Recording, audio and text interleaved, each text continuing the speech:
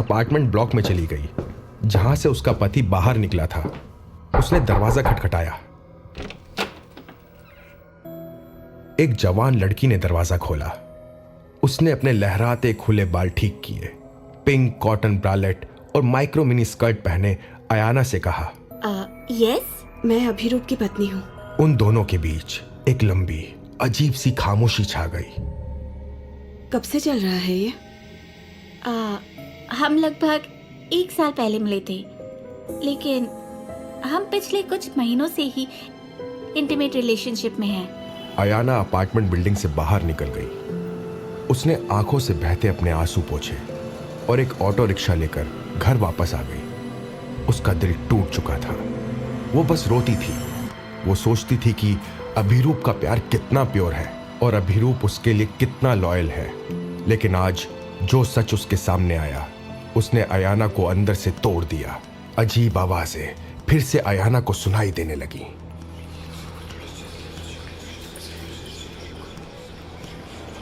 जैसे जैसे दिन बीतते गए, अयाना खोई खोई रहने लगी। वो अभिरूप और उसकी मां से कम बात करती थी और ज्यादातर समय अकेले शांत बैठी रहती थी। उसे उस अमानवीय शक्ति की आवाजें अब और तेज आने लगी थी। सब लोगों का मानना था कि ये प्रेगनेंसी के टाइम पर होने वाले मूड स्विंग्स हैं और कुछ नहीं। लेकिन अंदर ही अंदर अयाना जैसे मर रही थी।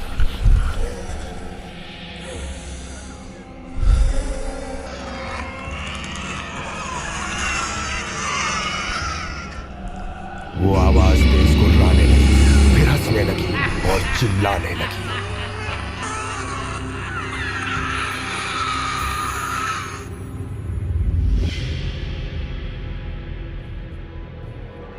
गुजरते समय के साथ ये राक्षसी चीखें और तेज होकर अयाना को सुनाई देने लगी। एक दिन अभिरूप और अयाना को पता चला कि उनकी गायनोकोलॉजिस्ट जिसने अयाना की सर्जरी की थी, वो अपनी फैमिली वेकेशन में एक झील में डूबकर मर गई। इस खबर से अयाना पहले से ही स्ट्रेस में थी और अकेलेपन में अपने दिन गुजार रही थी। तभी एक रोज अयाना को एक रिश्तेदार का कॉल आया और उसने बताया कि अयाना के एक कजन को बिजनेस लॉस हुआ था और वो कर्जे में डूब गया था। फिर एक दिन उसने और उसके परिवार ने मास सुसाइड कर ली। अयाना चारों तरफ से बेचैनी और मायूसी के अंधेरे में घिर चुकी थी। वो किसी से भी कोई बात नहीं करती थी और अब दिन में कई बार उसे वो राक्षसी आवाजें सुनाई देने लगी थी। अभिरूप से भी अयाना का रिश्ता कुछ खास नहीं चल रहा था। तभी एक दिन पोर्ट ब्लेयर पुलिस ने अभिरूप को कांटेक्ट किया और बताया कि उसकी स्पेशल फ्रेंड की लाश पोर्ट ब्लेयर के एक 5 स्टार होटल में मिली थी और सस्पेक्ट्स में अभिरूप भी है।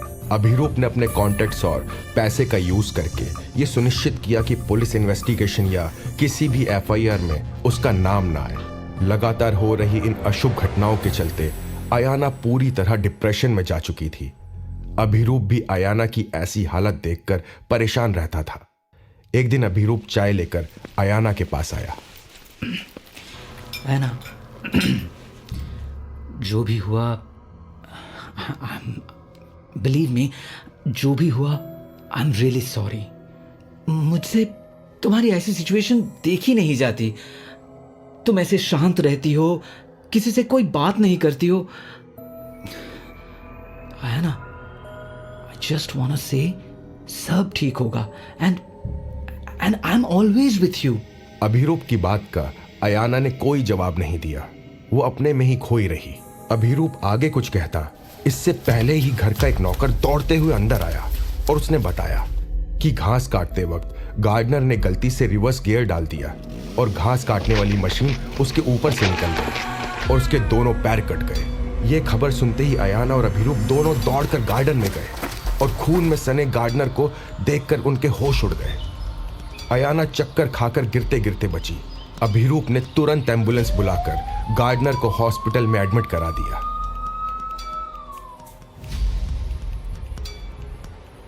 अब तक अयाना का जीवन पूरी तरह से डिप्रेशन और अकेलेपन में डूब चुका था। बीतते समय के साथ उसके आंसू भी सूख गए थे। अब उसे भूख लगना और नींद आनी भी बंद हो गई थी। जैसे जैसे उसकी डिलीवरी की तारीख नजदीक आ रही थी, वो हर गुजरते पल के साथ और शांत पड़ती जा रही थी, मानो कोई जिंदा लाश हो। और दिन भर आती भयानक आवाजों की वजह से वो हर समय डरी सहमी रहने लगी थी। 25 दिसंबर 2004 की तारीख थी। अयाना को अचानक लेबर पेन महसूस हुआ। उसे लग रहा था जैसे हजारों हाथ उसके पेल्विस को चुभ रहे थे। आधी रात को बाहर होती भारी बारिश और तूफान ने एक डरावना मंजर बना दिया था। टीवी चैनल्स पर सब प्रार्थना कर रहे थे। अयाना का दर्द बढ़ता जा रहा था और सांस फूलती जा रही थी।